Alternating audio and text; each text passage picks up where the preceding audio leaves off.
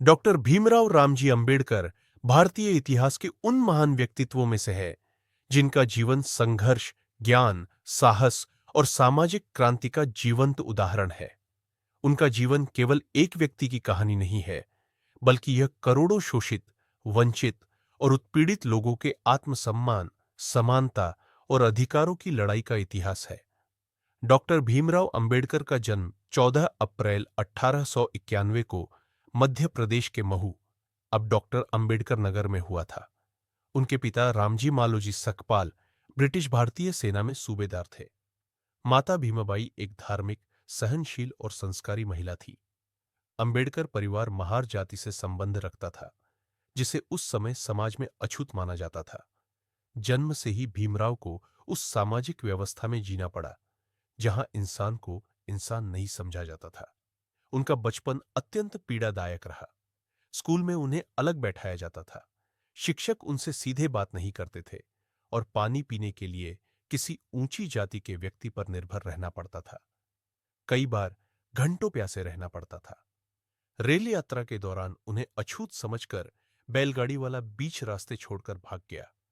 ऐसे अपमान उनके जीवन में बार बार हुए, लेकिन इन्हीं अनुभवों ने उनके भीतर विद्रोह और परिवर्तन की चिंगारी जलाई।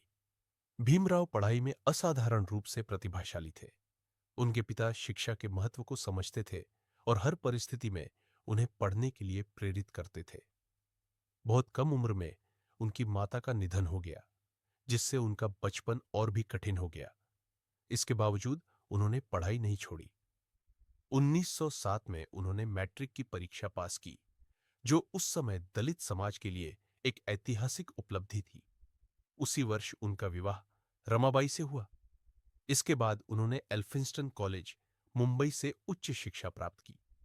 उनकी प्रतिभा से प्रभावित होकर बड़ौदा के महाराजा सायाजीराव गायकवाड़ ने उन्हें छात्रवृत्ति प्रदान की। 1913 में वे अमेरिका गए और कोलंबिया विश्वविद्यालय में दाखिला लिया। वहां उन्होंने अर्थशास्त्र, राजनीति, समाजशास्त्र और दर्शन का गहन अध्ययन किया। अमेरिका में उन्होंने लोकतंत्र, समानता और स्वतंत्रता को व्यवहार में देखा, जिसने उनके विचारों को और अधिक मजबूत किया। 1915 में उन्होंने एमए की डिग्री प्राप्त की और 1916 में पीएचडी पूरी की।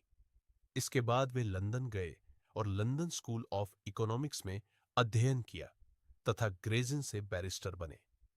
आर्थिक कठिनाइयों के कारण उन्हें पढ़ाई बीच में छोड़नी पड़ी, लेकिन बाद में उन्होंने वापस जाकर अपनी अधूरी शिक्षा पूरी की। वे उस समय दुनिया के सबसे अधिक शिक्षित भारतीयों में से एक बन चुके थे।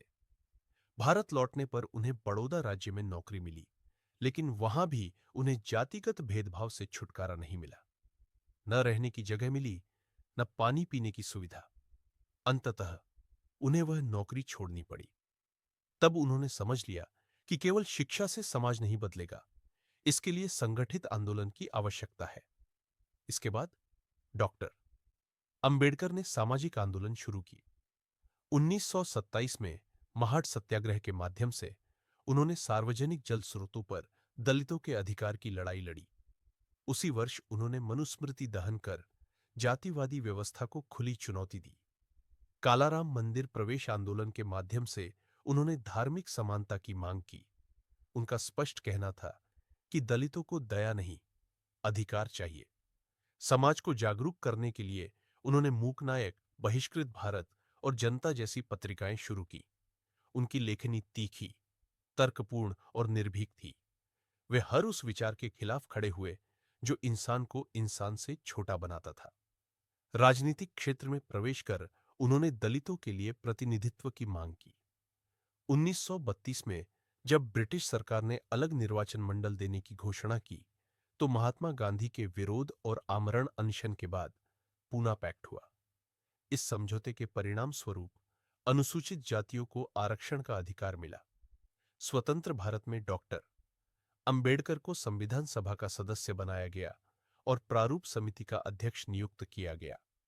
उन्होंने दुनिया के कई संविधानों का अध्ययन कर भारतीय संविधान का निर्माण किया। उन्होंने संविधान में समानता, स्वतंत्रता, बंधुत्व, धर्मनिरपेक्षता और सामाजिक न्याय को मूल आधार बनाया। भारतीय संविधान दुनिया के सबसे प्रगतिशील संविधानों में गिना जाता है। वे स्वतंत्र भारत के पहले कानून मंत्री बने। उन्होंने हिंदू कोड बिल के माध्यम से महिलाओं को समान अधिकार दिलाने का प्रयास किया, लेकिन भारी विरोध के कारण यह बिल पारित नहीं हो सका। इससे निराश होकर उन्होंने मंत्री पद से इस्तीफा दे दिया। डॉक्टर अंबेडकर का मानना था कि बिना सामाजिक और धार्मिक परिवर्तन के दलितों को सच्ची मुक्ति नहीं मिल सकती। उन्होंने स्पष्ट कहा कि वे हिंदू के रूप में पैदा हुए, यह उनके बस में नहीं था, लेकिन हिंदू के रूप में मरना उनके बस में है। 14 अक्टूबर 1956 को नागपुर में उन्होंने लाखों अनुयायियों के साथ बौद्ध धर्म स्वीकार किया। लगातार संघर्ष, अस्वस्थता और मानसिक दबाव के कारण 6 दिसंबर 1956 को उनका निधन हो गया। उनका जाना एक व्यक्ति का जाना नहीं था, बल्कि एक युग का अंत था। डॉक्टर भीमराव अंबेडकर आज भी करोड़ों लोगों के लिए प्रेरणा है। उनका संदेश था, शिक्षित बनो, संगठित रहो और संघर्ष करो। वे केवल संविधान निर्माता नहीं, बल्कि सामाजिक क्रांति के महानायक थे। उनका जीवन हमें सिखाता है कि सबसे अंधेरे समय में भी ज्ञान, साहस और संघर्ष से इतिहास बदला जा सकता है। जय भीम, जय संविधान।